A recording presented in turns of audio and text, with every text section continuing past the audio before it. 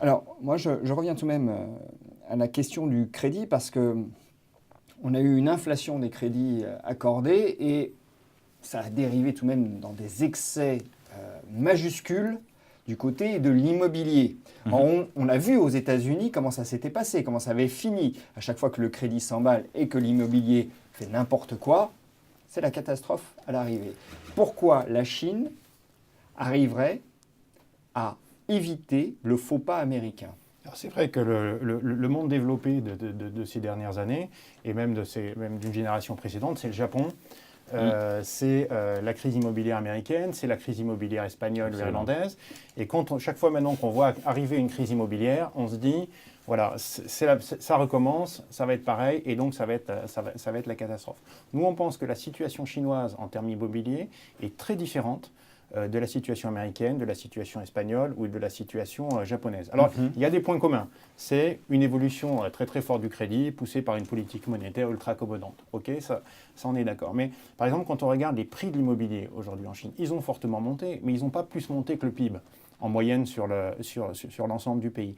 Ça veut dire quoi? C'est-à-dire qu'en termes de rapport aux revenus disponibles des ménages, qu'on peut approximer en quelque sorte par le PIB, on a finalement des prix immobiliers qui n'ont pas monté.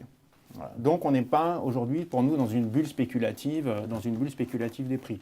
On a eu un excès d'offres, c'est clair, avec le crédit, des promoteurs ont beaucoup construit.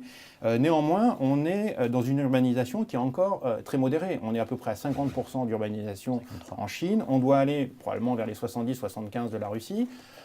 Donc ça crée une demande importante. Nous, on considère, voilà, les démographes en tout cas considèrent que c'est 8 à 10 millions de nouveaux citadins chaque année. Donc à un moment donné, c'est vrai qu'on peut construire des immeubles vides, mais il est quand même assez probable qu'un jour ou l'autre, ils soient remplis.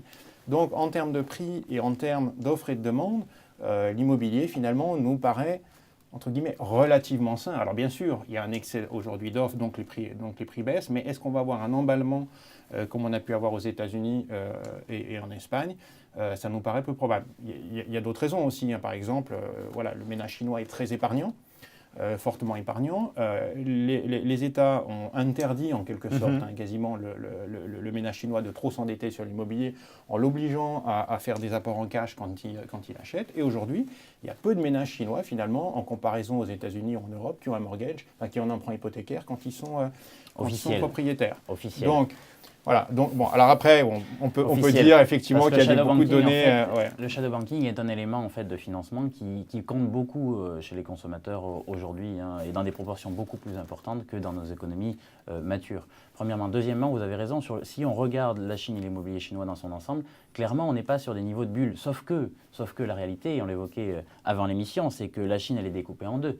Et on a la Chine côtière, celle qui est tournée vers le monde, celle qui réalise 90% des exportations chinoises d'ailleurs, et le reste de la Chine. Et lorsqu'on regarde les centres névralgiques, je dirais, qui sont les plus porteurs pour la Chine, c'est-à-dire toutes les zones côtières, là on est sur des niveaux de prix de l'immobilier sur revenu disponible qui dépassent l'entendement. Que ce soit à Shanghai, à Pékin, on parle entre 20 et 30 années de revenus disponibles. Contre chez nous du 4-5 années de revenus disponibles. Donc effectivement, si on regarde la Chine, c'est la difficulté dans sa globalité, on pourrait ne pas percevoir ce genre de choses. Lorsqu'on regarde des centres névralgiques, on constate quand même, au-delà même de la question d'offre, il y a la question de solvabilité, et qu'aujourd'hui, on est sous tension.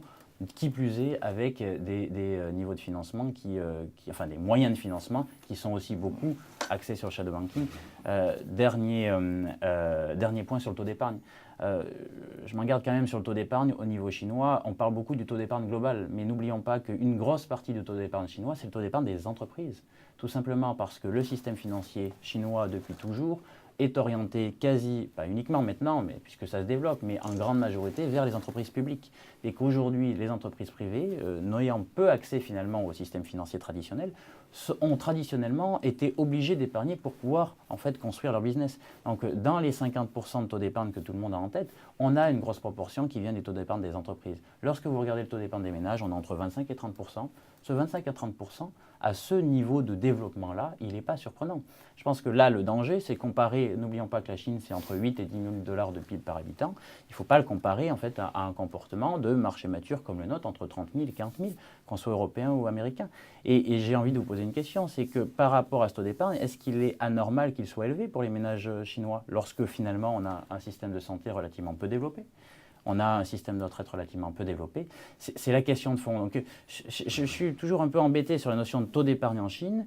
Je pense que très concrètement, quand on connaît le terrain, ils doivent faire face à des accidents de la vie que nous n'avons pas à faire face, en tout cas que nous avons externalisés via essentiellement des systèmes de développement et des modèles sociaux publics. Donc je pense voilà, il y a un sujet. De cette analyse.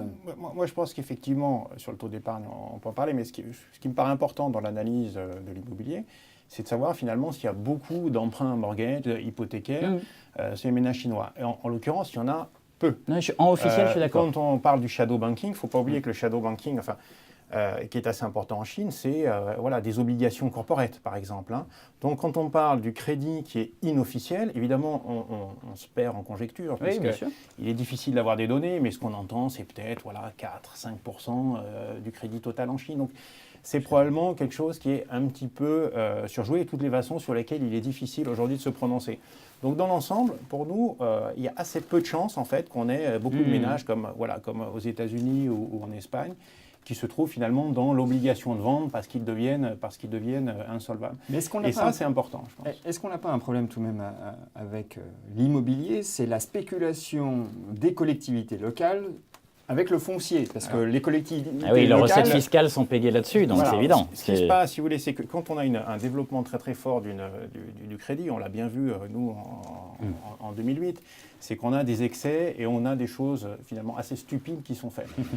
Parmi les choses stupides, par exemple, il y a les produits de banque privée où on propose à des ménages d'investir à 6 mois, 1 an sur des niveaux de 7 à 10%.